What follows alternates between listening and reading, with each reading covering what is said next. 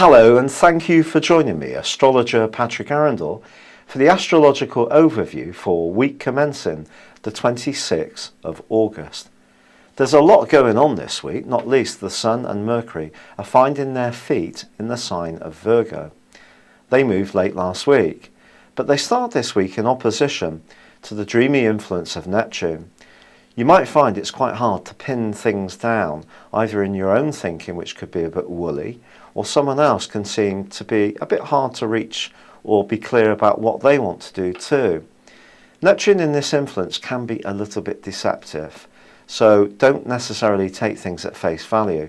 It will get easier later in the week to be clearer about what you need to do. But also on the first day of this week, on Monday, there is a big astrological influence forged called a Grand Cross.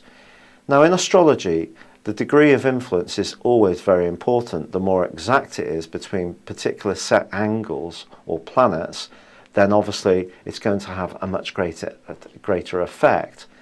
Now this is not exact because all the planets concerned, all four of them, are constantly moving, but they're all in cardinal signs. That's Uranus in Aries, Jupiter in Cancer, we have Venus in Libra, and we have Pluto in Capricorn. Now you might be surprised that cardinal signs are the leader signs, at least as far as Cancer and Libra are concerned. But believe me, these signs are more than capable of taking executive positions in situations. They just may go about it in a less obvious way than some other signs. Capricornians, of course, very patiently make their way to the summit of success, whereas Aries are often very direct in their approach. So what does this grand cardinal trine mean? Well, it means that you've got a lot of contrasting energies battling for dominance.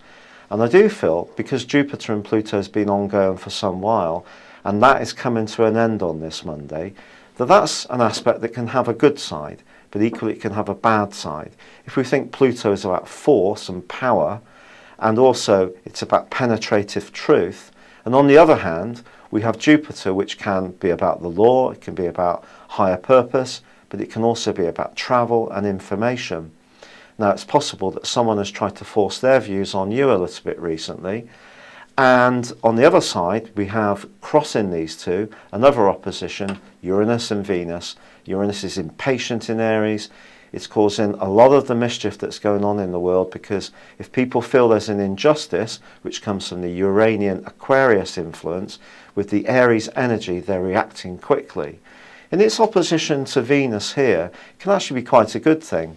In a relationship, it can urge us to have a bit of space from a partner, or it can attract us to somebody new. Whether this relationship will last very long is another matter.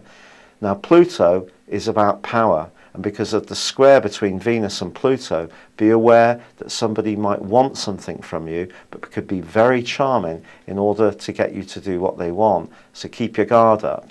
Now, equally, Uranus and Pluto are going to continue to square. That's going to go on for another 8 months or so, and that's a massive influence that's affecting the whole world, especially in a geopolitical sense.